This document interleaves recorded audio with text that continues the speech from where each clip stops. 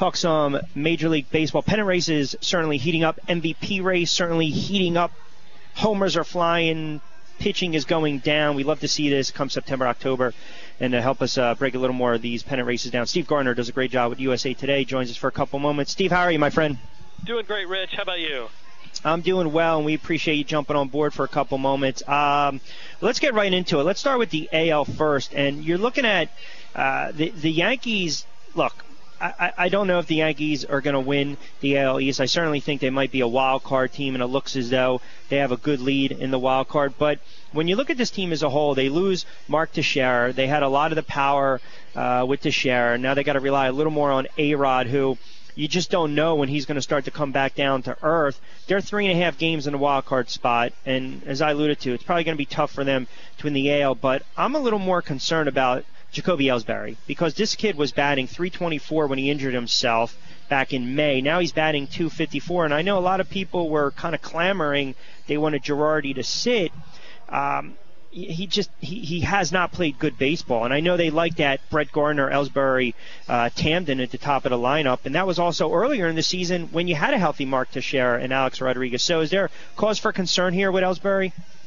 I think so, but then again, Rich, who are they going to put out there? It's not like they have alternatives. Right. And so, yeah, it's basically the Yankees are going to live and die with the guys that they have right now. And, even though Greg Bird has done a very nice job of filling in for Mark Teixeira, it's still a very old team and a very, unreliable, unpredictable kind of team. And that's the kind, at least to me, of team that doesn't go very far in the playoffs. And obviously, if you've got a one-game playoff, you could exit very quickly.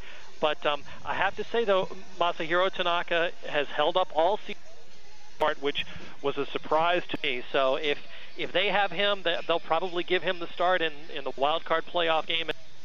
And from then, what happens, we'll see. But I don't see this Yankees club as being one that's built for the postseason by any means. No, either do I. It can be a quick exit if they get in, if there's a one-game playoff. All right, Kansas City, we know they're running away with the Central. Intriguing division, the AL West with the Texas Rangers and the Houston Astros. And, the Rangers would be hard-pressed to pass the Astros. They make the trade for Hamels. I guess some would have thought they would have been hard-pressed, and they make the move for Hamels, who's been solid. And you look at this critical 4-game series, Texas has won 3 straight against the Astros. They're looking for the sweep tonight. They've knocked around Houston pitching, 25 runs in 3 games. If you go back over the weekend to their win against the Athletics, 37 runs total in their last 4 games. Not a good spot for Cucho last night for Houston. But how about the Rangers and their offensive onslaught right now over the last several weeks? It's pretty amazing, the fact that since the trade deadline, when they got Cole Hamels, the Rangers have gone 28-15 and have leapfrogged past Houston into first place there in the West. I think Texas's playoff odds were below 10%, maybe around 5% at the trade deadline, but yet they've caught fire. The hitting has come around. Prince Fielder has been having a great series against Houston. 3 home runs, 8 RBIs in the first 3 games. But, in the month before that, he only had 2 home runs and 7 RBIs. So it's getting Prince Fielder hot for the stretch run, I think, is huge for Texas. And if he can continue and not be the Prince Fielder from the month before, this is going to be a very dangerous club.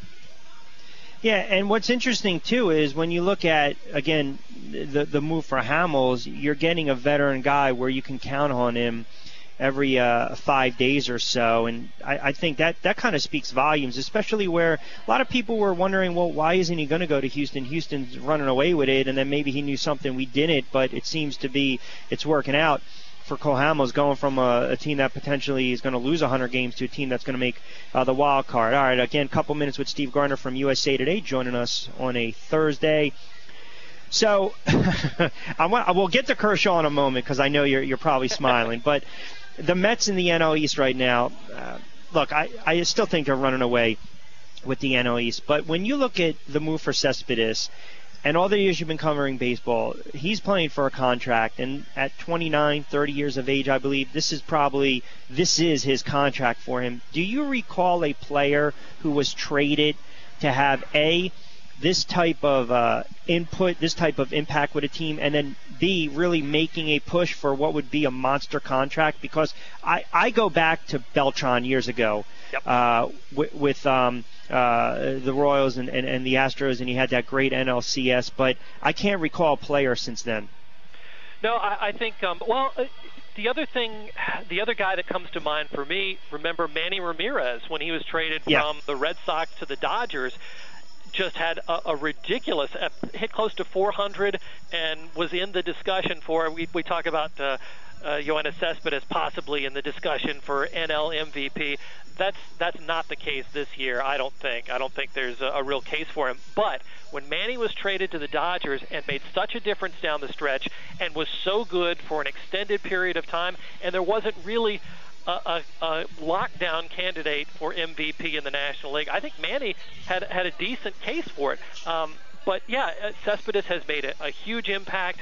The Mets have taken off since they've acquired him, and he certainly made a difference for them. He's been their most valuable player for sure this year. But yeah, I don't know that you could make a case for him for NL MVP the way you could for maybe Manny Ramirez back then. You know, CC Sabathia back when he went to the Brewers was ridiculous down the stretch, and so I mean there are a handful. Randy Johnson to the Astros back in, what was that, 98, something like that. Yep. Made a huge impact. So there have been cases where guys have come in, go back even further, and Rick Sutcliffe comes to mind.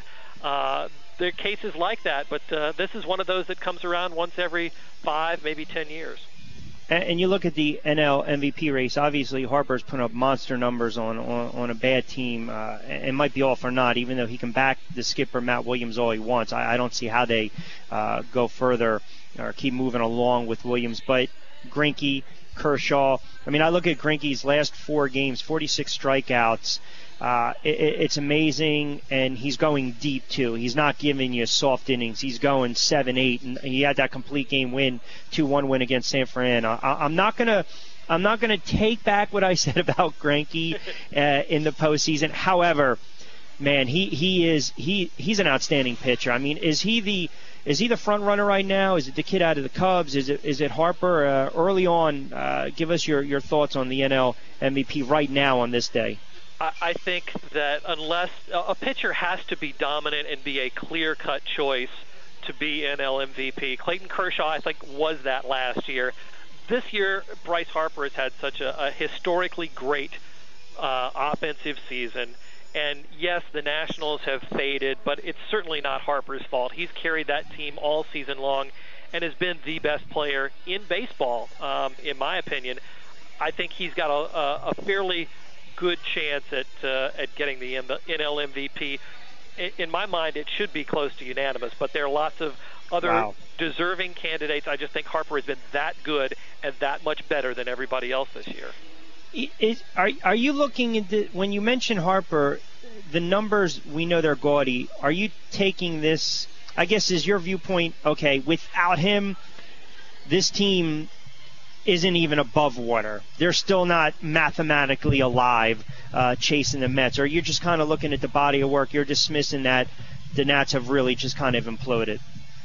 It's hard to say when you do the MVP debate how much a player's teammates should factor into that. And I know people like to take the storyline of a guy carried his team to the playoffs and they made the playoffs. But to do that, you can't just be doing it all by yourself. You have to have teammates. You have to have pitchers. You have to have 8 other guys in the field. So I don't know that the logic and the argument of going to take his team to the playoffs is an overriding thing. I look for it as the guy who has done the best, done the most, and has been the most valuable overall as to who my MVP is. And for me, that's Harper. You think Donaldson runs away with it in the AL? I do. He's been great offensively. He's a great glove man at third base, and again, the Blue Jays have been very successful this season, and he's going to go to the playoffs, but I think he's been the clear-cut guy in the American League as well. And I'm just curious, too, a couple more minutes with Steve Gardner, and always appreciated on this Thursday, again, where Chickies and Pete's inside the Tropicana Hotel and Casino will take you up to 2 o'clock straight up. right here on 97.3 ESPN FM. When you look at some of these managers around baseball, and I think right now Terry Collins, who's really taken a ton of hits over the years with the Mets, I mean, if anything, he's not only earned the right to be the manager of the Mets going forward, but I can certainly foresee a situation where they give him a 2 or 3 year contract extension. I mean, they're not going to have him as a lame duck skipper. How about the job that Collins has done this year? A great job. And, you know, he stood there. He took a lot of shots from a lot of people. But the one thing that impressed me, he defended his players, and he didn't go back and say, well, ownership hasn't really given us the resources. Obviously, a manager would love to have extra arms and extra position players. And when they finally gave him Cespedes at the trade deadline, and then all of a sudden the Mets took off, I think that's a credit to Terry Collins and his ability to keep the team together and to manage the workloads, because you know the front office is telling him, well, we need to protect these guys' arms and we need to make sure that our young pitchers aren't overtaxed. And so how do you manage that? How do you implement a 6-man rotation and keep everybody happy? I think he's done a fantastic job. And right now I don't see too many others, certainly in the National League, any other candidates for Manager of the Year who's done as good a job as Terry Collins has. All right, last one before I let you get out of here. Yesterday was Roberto Clemente Day, and, of course, great, an all-time great, number 21 for the Pittsburgh Pirates. And I'll put you on the spot.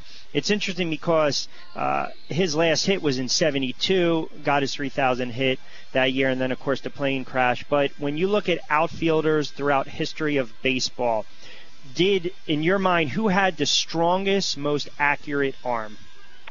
Wow. I didn't get to Clemente. I think I watched him at the end of his career, so I don't really have a great frame of reference. I think for arms, I think of another Pittsburgh Pirate guy. The first guy I remember with a deadly arm, it was Dave Parker. Parker, yeah. Fantastic. Vladimir Guerrero, just a ridiculous arm in the outfield. Dwight Evans also, as an Orioles fan growing up, used to hate to see the Orioles try and run on Dwight Evans for the Red Sox. So those guys come to mind right off the bat. And then Ichiro Suzuki, too, when he came up, just an amazing arm in right field. So those guys, I think, come to mind first, and I'm sure I'm forgetting somebody. But when I think of really strong arms, those are the guys for me. And that's why it's called putting you on the spot. All right. Hey, back to my childhood memories first. How about that? He's a great follow on Twitter. By the way, he dives into a little fantasy football as well. Follow Steve on Twitter, Steve A. Gardner, at Steve A. Gardner. Hey, Steve, always a pleasure, my friend. We'll definitely talk next week. I appreciate it as always, bud. Thanks so much, Rich. Always a pleasure.